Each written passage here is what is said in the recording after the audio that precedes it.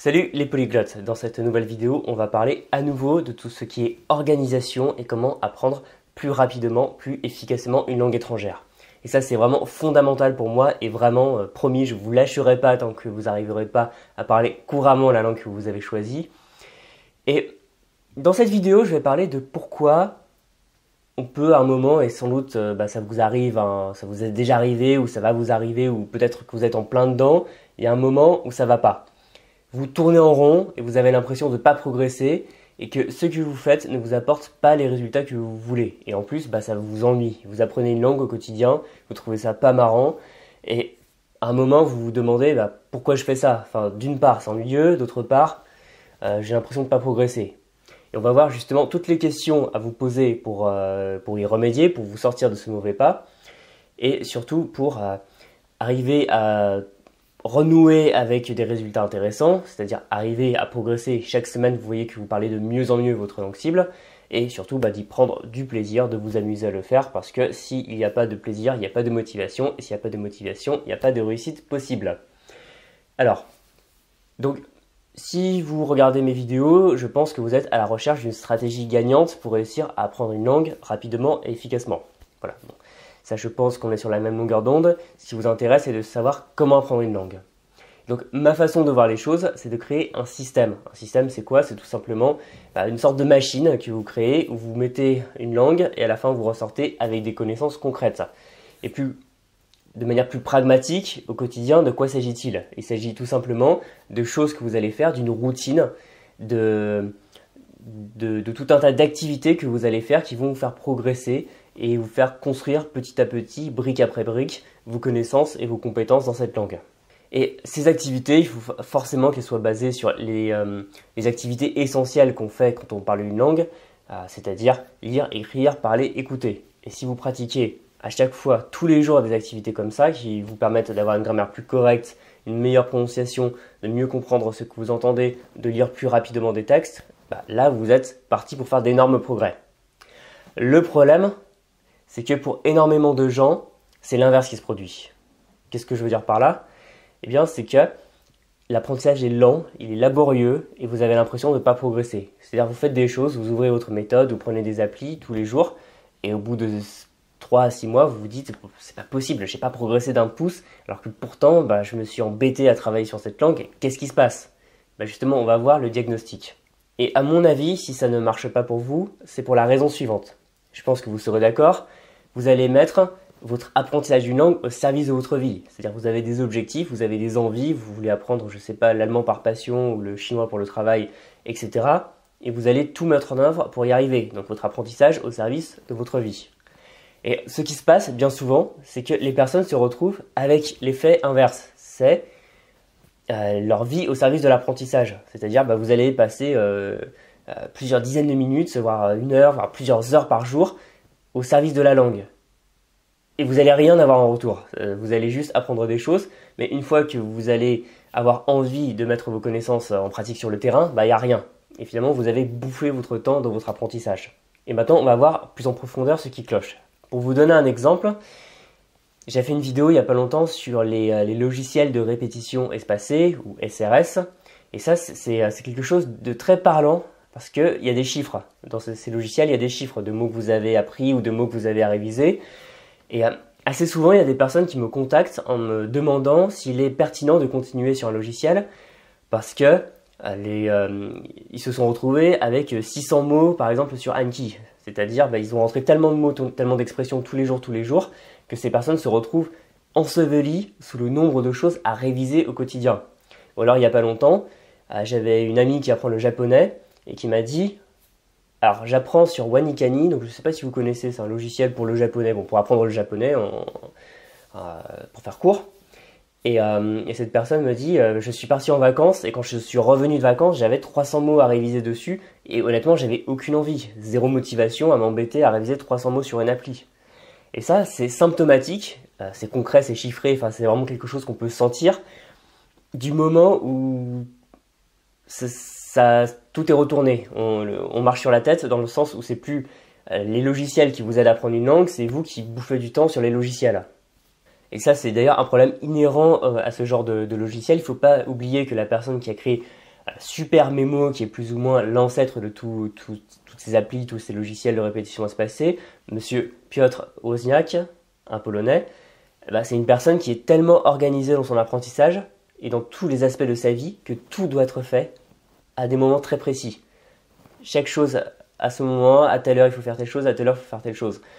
Bref, c'est vraiment le genre de truc qui convient très bien à des gens hyper organisés, hyper pointilleux, mais qui va totalement être à l'opposition du mode de vie de 99% des humains normaux dont je fais partie, je peux vous rassurer. Et en fait, c'est essayer d'adapter un mode de vie hyper rigoureux à tous les modes de vie possibles. Et là, il y a un problème. Là, vous perdez le contrôle. Justement, ce que je veux vous inviter à faire à travers cette vidéo, c'est à reprendre le contrôle. Et par exemple, la personne qui m'avait contacté pour un coaching qui s'était retrouvée avec 600 mots sur Anki, on a totalement laissé tomber ça. Je lui ai dit, bon, tes mots sur Anki, ça va pouvoir attendre parce que tu es en train de perdre ton temps. Et on est reparti de zéro sur des bases saines, sur une nouvelle organisation. Et de la même manière, si vous avez un emploi du temps qui est surchargé avec 10 000 applications, 10 000 méthodes, etc., là c'est pareil, vous êtes en train de créer un cercle vicieux. C'est-à-dire, plus vous allez faire ça, moins ça va marcher, parce que vous avez une organisation qui de base n'est pas efficace, plus ça va vous démotiver, et plus vous allez être démotivé quand vous allez vous remettre à votre langue cible, plus ça va vous embêter comme pas possible, et voilà. Ça va être la dégringolade et au bout d'un moment, vous allez laisser tomber ou alors tomber dans l'autre piège qui consiste à passer des années à faire un petit peu de langue par jour, juste comme ça, par routine, par habitude, mais sans que ce soit ni plaisant ni efficace pour vous. Et ça, honnêtement, vaut mieux arrêter tout de suite et repartir sur des bases saines avant de vous embourber comme ça dans les sables mouvants. Maintenant qu'on a établi ce constat, comment faire? Comment vous en sortir? Comment éviter que votre apprentissage devienne une sorte de prison, une sorte de cage dont vous n'arrivez pas à sortir? Alors, le premier conseil que je peux vous donner, c'est d'arrêter de le voir comme quelque chose de linéaire. Parce qu'on s'imagine toujours que c'est comme une sorte de rail sur lequel on se met et on va sur une sorte de route comme ça, monotone, un peu comme un train qui passe dans les Alpes avec les vaches qui le regardent. Non, c'est pas ça. C'est pas vous allez aller d'un point A à un point B qui se retrouve hyper loin. C'est concrètement une sorte de série de cycles. C'est pour ça que je vous conseille de vous poser des objectifs. Vous vous dites, là maintenant, là où j'en suis, je vois où je vais en être dans une semaine, 3 semaines, un mois, un an, etc. Et vous faites à chaque fois le point. Et vous demandez, est-ce que ce que vous avez fait, ça a marché pour vous? Et ça, trop peu de gens le font. Et c'est pour ça qu'il y a beaucoup de gens qui ne voient pas forcément bien des résultats, qui se rajoutent des applis, qui se rajoutent des méthodes, qui font plein de choses redondantes. Et à chaque fois, ça marche toujours pas. Et toujours vous demander le sens de ce que vous faites. Pourquoi vous faites une activité donnée tel jour pour apprendre une langue?